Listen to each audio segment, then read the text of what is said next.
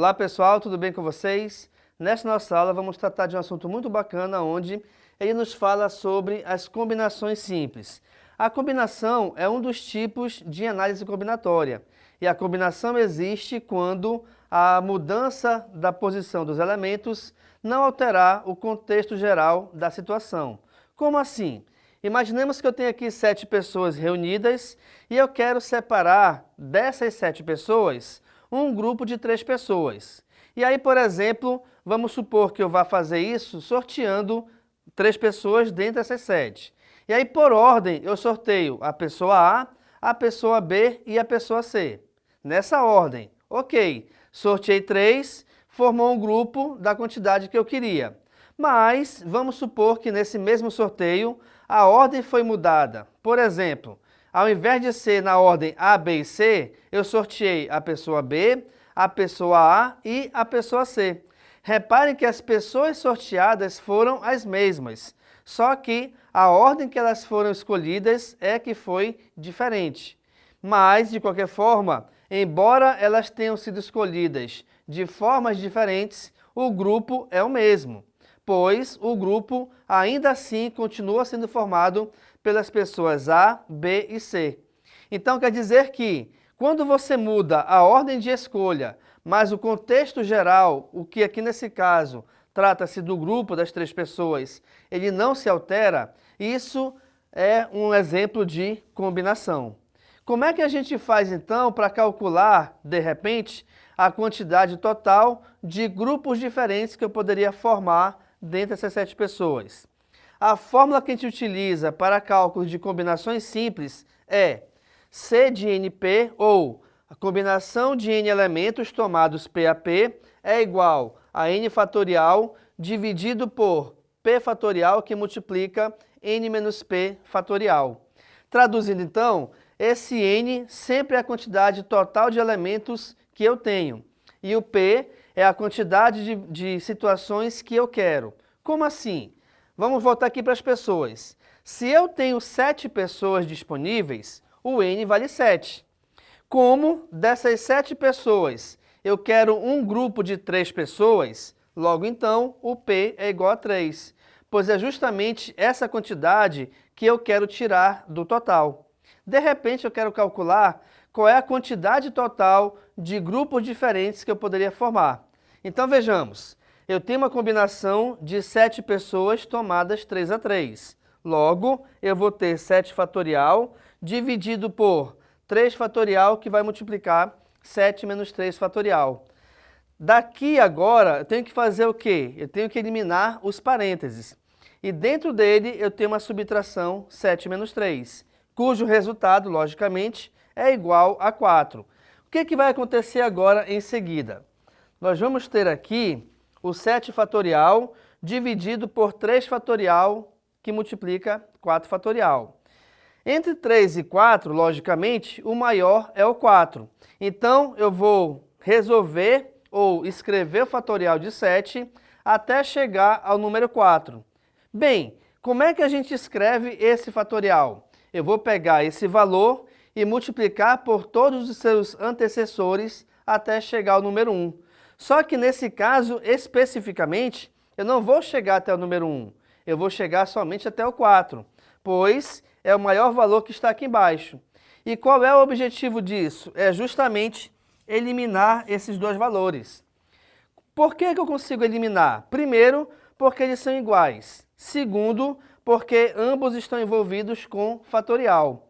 Então, repare que uma coisa, de repente, é eu ter o número 4, outra coisa diferente é o 4 fatorial. Embora nas duas situações eu esteja escrevendo aqui o 4, mas o 4 fatorial ele equivale à multiplicação de 4 vezes 3 vezes 2 vezes 1, cujo resultado, logicamente, não vai ser a mesma coisa do que o 4. Por isso que são coisas ou são situações bem diferentes. Beleza, daqui então eu já eliminei um dos fatoriais. Embaixo eu tenho ainda o 3. Vejamos, 3 fatorial é igual a 3 vezes 2 vezes 1, onde 3 fatorial, na verdade, é igual a 6.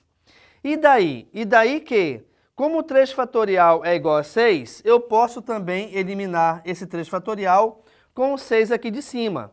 Com isso, repare que no nosso denominador não sobrou ninguém. Logo, então, essa conta toda ela equivale à multiplicação de 7 por 5, cujo resultado é igual a 35. Então, com todo esse cálculo, o que a gente consegue perceber? Que dessas 7 pessoas, nós temos 35 maneiras diferentes de escolher um grupo de 3 dentro delas, tá bom? Uma outra situação que a gente pode analisar e perceber que existe a combinação é a seguinte. Houve a Copa América aqui no Brasil em 2019, onde nós tivemos 3 grupos com 4 seleções cada um deles. Vamos supor que no sorteio inicial eu quero formar primeiramente o grupo A. Independente se vai ter o Brasil ou não aqui nesse grupo, eu quero colocar 4 seleções. Reparem que nós temos 12 seleções disponíveis.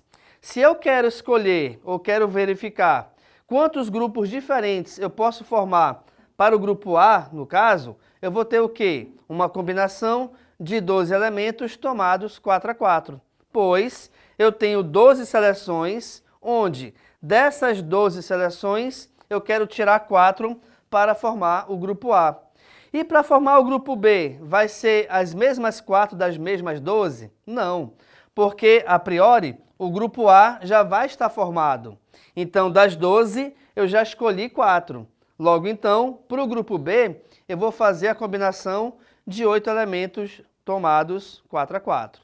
Tá bom? Então, você verifica que a combinação ela pode surgir em várias situações diferentes.